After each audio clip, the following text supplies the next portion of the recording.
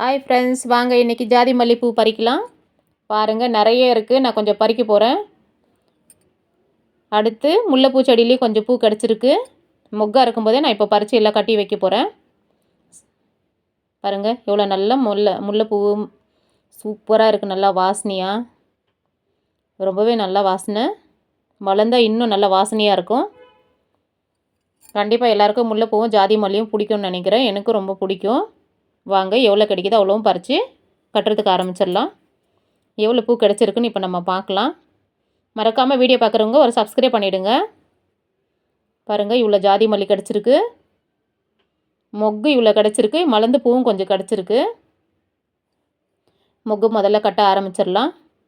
மலர்ந்து பூ எவ்வளோ கிடச்சிருக்குன்னு பார்க்கலாம். பாருங்கள், இவ்வளோ மலர்ந்து பூ கிடச்சிருக்கு. உடனே இதை வைக்கலாம். நம்ம கட்டிட்டு மொக்கு வந்து நாளைக்கு வைக்கலாம். முல்லைப்பூவும் ஓரளவுக்கு கிடச்சிருக்கு. பார்க்கவே சூப்பராக இருக்குது. 2 பூவும், எல்லா பூவும் நம்ம இப்போ கட்ட ஆரம்பிச்சிடலாம்.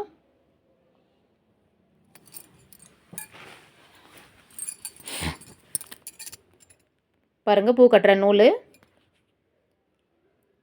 எல்லா பூவும் கட்டியாச்சு. பாருங்கள், மலர்ந்து பூவும் கட்டியாச்சு. இது ஜாதி மல்லி இப்போ நம்ம தலையில் வைக்கலாம் உடனே. ஆனால் வச்சா இது தாங்காது. முல்லைப்பூ நாளைக்கு கூட வைக்கலாம். ஜாதி மல்லியும் கட்டியாச்சு.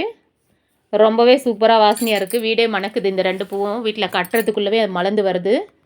முல்லைப்பூ பாருங்கள், செம்மையாக இருக்குது. கட்டின உடனே நல்லா அடுக்க கட்டி எடுத்து பார்த்தாவே ரொம்ப அழகாகவே சூப்பராகவே இருக்குது.